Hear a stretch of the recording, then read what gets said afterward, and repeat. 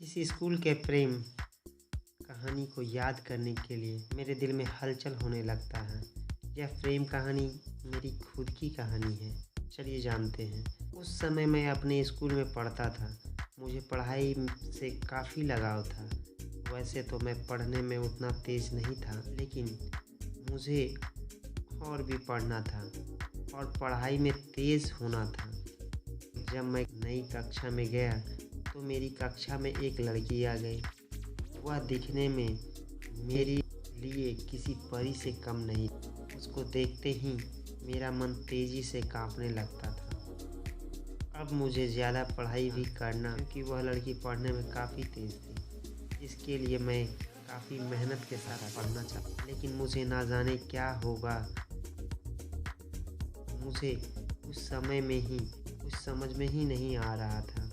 सारा दिन और सारी रात उसके बारे में सोचा करता। उसके बारे में सोचकर मुझे अच्छा भी नहीं लगता, लेकिन जब मैं पढ़ाई करने के बारे में सोचता था तो मुझे बहुत ज़्यादा गुस्सा आता था।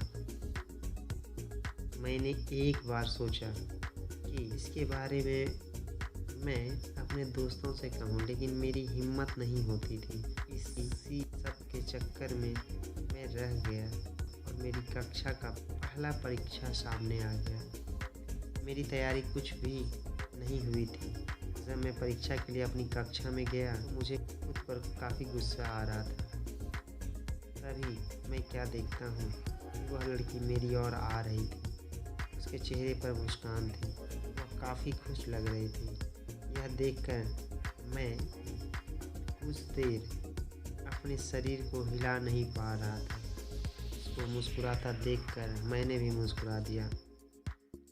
तब तक वह मेरे पास आकर बोली, कैसे हो? तुम अपने कक्षा में टॉपर हो।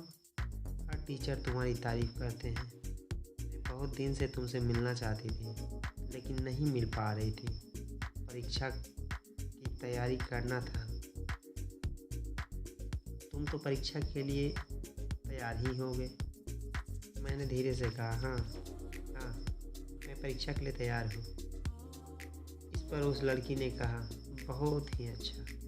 इसके बाद वह आगे अपनी सहेली के साथ चली गई।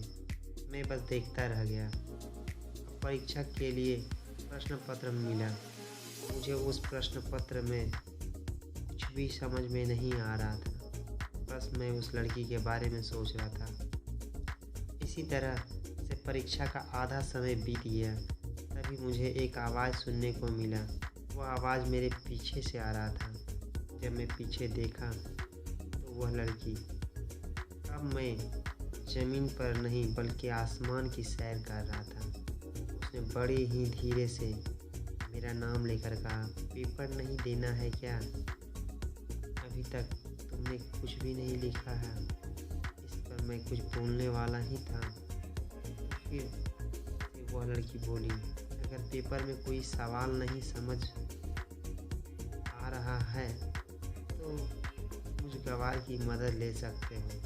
इसके बाद मैंने प्रश्न पत्र को हल करना शुरू कर दिया। मुझे कुछ सवाल समझ में नहीं आ रहा था, तो मैंने उस लड़की से पूछ ही दिया। उसने बड़ी समझदारी के साथ उस सवालों का हल बताया, जिसमें किसी दूसरे को शक भी नहीं हुआ। इसके बाद मेरी कान में एक और आवाज़ आई। वह आवाज़ घंटी की थी।